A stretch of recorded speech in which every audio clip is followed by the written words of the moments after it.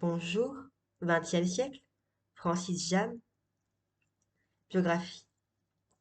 Toujours en rapport avec le monde littéraire parisien, mais préservant son originalité par son éloignement provincial, heureusement marié dans son âge mûr, père ébloui, ma fille Bernadette, grand ami des bêtes livres, le roman du lièvre, le poète compose les 7 chants des Géorgies chrétiennes, 1911-1912, où la geste d'une famille paysanne lui permet de soutenir son système, la vérité, qui est la louange de Dieu.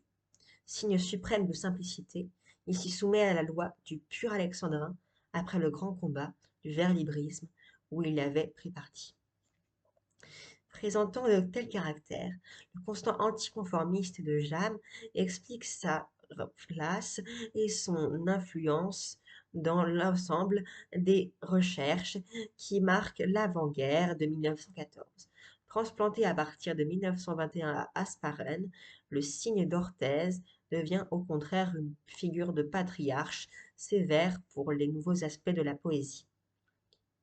Néanmoins, apaisé dans son déclin par l'illustre fidélité qui remontait à sa jeunesse, il poursuivit son œuvre sans disparaître, les quatrains 1923-1926, de tout temps à jamais 1935.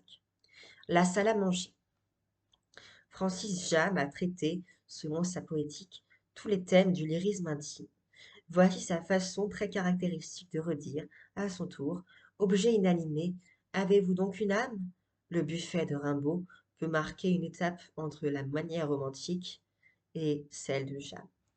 Il y a une armoire à peine luisante qui a entendu la voix de mes grandes-tantes, qui a entendu la voix de mon grand-père, qui a entendu la voix de mon père.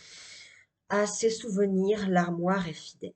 On a tort de croire qu'elle ne sait que se taire, car je cause avec elle. Il y a aussi un coucou en bois. Je ne sais pourquoi il n'a plus de voix. Je ne veux pas le lui demander. Peut-être bien qu'elle est cassée.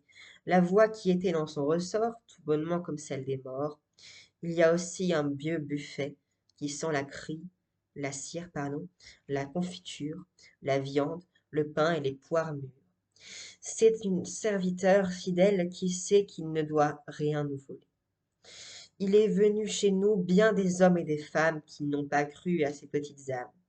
Et je souris que l'on me pense seul vivant quand un visiteur me dit en entrant: Comment allez-vous, monsieur Jam?